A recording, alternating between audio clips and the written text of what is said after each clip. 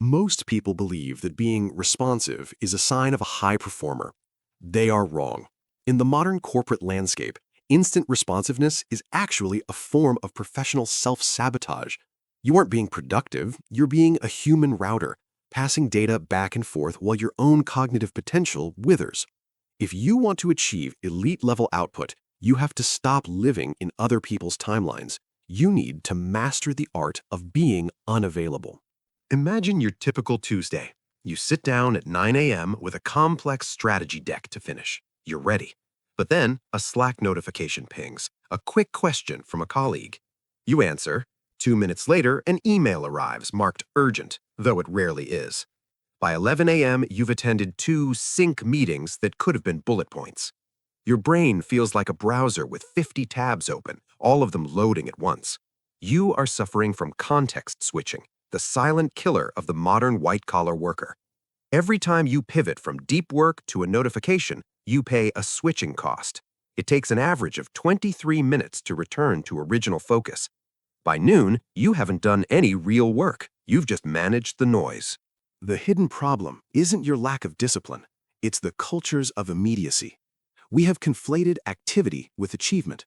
We operate on a synchronous default, the unwritten rule that if someone speaks to you digitally, you must answer immediately. This creates a state of continuous partial attention. We are never fully present in our deep work because a part of our brain is always scanning the horizon for the next digital tap on the shoulder. This isn't just annoying, it's a systemic drain on your market value. In an economy that rewards rare, complex problem-solving, your ability to focus is your only real currency. If you give it away in 5-minute increments, you're effectively bankrupting your career. To reclaim your time, we must implement the 4-hour deep work system built on the foundation of asynchronous communication. Principle 1. The sacred window. The human brain is not designed for 8 hours of peak cognitive output. Research suggests we have about 4 hours of high-intensity focus per day. The 4-hour system dictates that you protect these 4 hours with a stoic-like intensity. During this window, you do not check email, you do not check Slack, you do not jump on a quick call. You treat this time as if you are in surgery. Marcus Aurelius once wrote, "Concentrate every minute like a Roman on doing what's in front of you with precise and genuine seriousness." That is your goal. Principle 2. The information batch. Instead of reacting to information as it arrives, you gather it. Asynchronous communication assumes that a response will come later, not now. By checking your communications only 3 times a day, at noon, 4 p.m., and the end of the day, you move from being a reactive participant to a proactive manager of your own energy. Principle 3. The high context message. Most corporate communication is low context. It's a ping that says, "Hey, you got a sec?" This is an invitation to a synchronous trap. Mastery of async means sending high context messages. You provide the problem, the options you've considered, your recommendation, and the specific deadline for a response. You provide everything they need to move forward without needing to talk to you in real time. How do you implement this without looking like a bad teammate? You do it through subtle, strategic signaling. First, manage expectations, not tasks. Change your status on internal messaging apps. Don't just go away, be specific. Focusing on Project X until 1 p.m. We'll respond to all messages then. This isn't being rude, it's being transparent. It signals that your time is valuable. People respect boundaries they can see. Second, use the delay send feature. If you are working late or early, do not send emails immediately. It creates an expectation of 24/7 availability. Schedule your responses to go out during standard hours. You want to train your colleagues to understand that you are a person of deep focus, not a person of instant gratification.